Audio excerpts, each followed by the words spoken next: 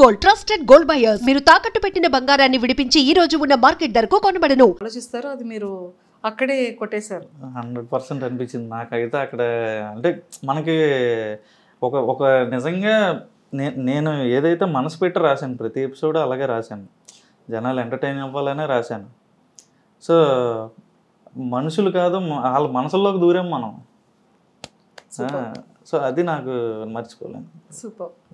And first video మీకు గుర్తే ఉంటుంది కదా, ఫిల్మీ మోజ్లో మీరు చేసినటువంటి మోజ్తో చేసిన ఫస్ట్ వీడియో ఏంటి? అది రిలీజ్ అయిన తర్వాత మీ ఇంటెన్షన్స్ ఏంటి, మీది కానీ కార్తిక్ గారిది కానీ? ఫిల్మీ మోజ్ ఛానల్కి అసలు ఫస్ట్ వీడియో చేసినప్పుడు ఓన్లీ అక్కడ మీరు పక్కన ఉన్న ఆ హెడ్ లాగా ఒకటి ఉంటుంది. సో ఆడు మూవీ రివ్యూస్ చెప్తాడు అనమాట. సారీ కదా, మూవీ రివ్యూస్ చెప్తారనమాట. సో అలాగా ఆ వీడియో పెట్టాం. దానికి అసలు వ్యూసే లేవు. మేమే 10 సార్లు చూసుకుంటే దానికి 100 వ్యూస్ వచ్చాయి.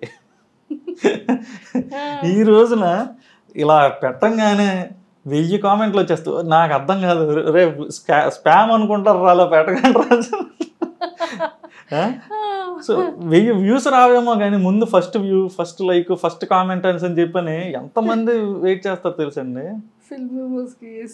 అసలు నవ్వు వస్తుంది. మీ సబ్స్క్రైబర్స్కి ఎప్పుడైనా ఏదైనా సర్ప్రైజ్ ప్లాన్ చేయడం కానీ, వాళ్ళు ఎప్పుడైనా మీతో మాట్లాడడం కానీ, మీరు ఎప్పుడైనా లైవ్ చేయడం కానీ జరిగిందా? చాలాసార్లు లైవ్ ఇచ్చాం. అలాగే 2 మిలియన్ వచ్చిన తర్వాత వైజాగ్ మంత్రీస్ హోటల్లో చిన్న మీటప్ కూడా ప్లాన్ చేసాం అనమాట. అది కూడా చాలా బాగా అయింది. కాకపోతే అప్పుడు రిస్ట్రిక్షన్స్తో కోవిడ్ సర్టిఫికేషన్స్ ఉంటే తప్పితే లోపలికి అలౌ చేయొద్దు అన్నంత రిస్ట్రిక్టెడ్గా జరిగింది అనమాట. కానీ చాలా బాగా అయింది. సూపర్ అండి.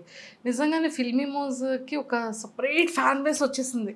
ఫాలోవర్స్ అనండి, ఫ్యాన్స్ వద్దులేండి. ఇప్పుడు ఈ రోజుల్లో ఎవరికి ఫ్యాన్లు కాదండి, అంతే అంటారా? ఫాలోవర్స్ అంతే, మమ్మల్ని ఫాలో అవుతారు. ఇష్టం అంటే నిజంగా ఒక వ్యక్తి ఒకప్పుడు సీరియల్స్ కోసం, ఎపిసోడ్స్ కోసం వెయిట్ చేసేవాళ్ళు.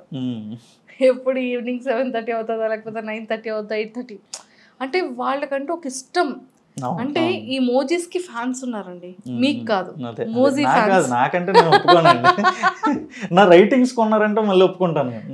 Writing credits and you especially because main basement మీరు కదా, పిల్లర్ మీరు. ఈ రెండు స్ట్రాంగ్ గా ఉంటేనే ఇంతమంది చూస్తున్నారు.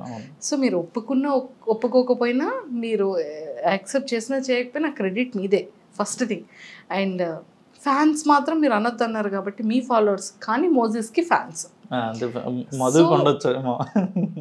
మధు మోజీ అండ్ మహేష్. సో ఇలాంటి మంచి మంచి క్యారెక్టర్స్ అనేది పిల్లల దగ్గర నుంచి పెద్దవాళ్ళ వరకు బాగా హార్ట్లో నాటుకుపోయింది కంప్లీట్గా. సో ఎక్కువగా చిన్నపిల్లలు మీతో ఏవైనా మాట్లాడేటప్పుడు కానీ, వాళ్ళు అడిగే క్వశ్చన్స్ కానీ ఎలా ఉంటాయి? ఏం అడుగుతుంటారు ఎక్కువగా? అంటే కొంతమంది అని మధు ఎప్పుడు రిచ్ అవుతాడని, ఇంకా మిడిల్ క్లాస్లోనే అలా ఉండిపోతాడా, వాళ్ళ నాన్న సంపాదించడా? మరి ఏంటి సంపాదించడా వాళ్ళ నాన్న? ఎప్పుడు రిచ్ అవుతాడు చెప్పండి. బేసిక్గా ఏంటంటే మిడిల్ క్లాస్ అనేది ఒక సైకిల్ అండి. ఒక ఊబిలో పడిపోతారు పేరెంట్స్ కూడా. సో ఆ పూట కట్టడానికే చూస్తారు తప్పితే ఏదో వాళ్ళకి పెట్టుబడులు ఎక్కడమండి ఎదగడానికైనా. ఈ రోజుల్లో పెట్టుబడులు లేని ఎవడ ఎదగలడు.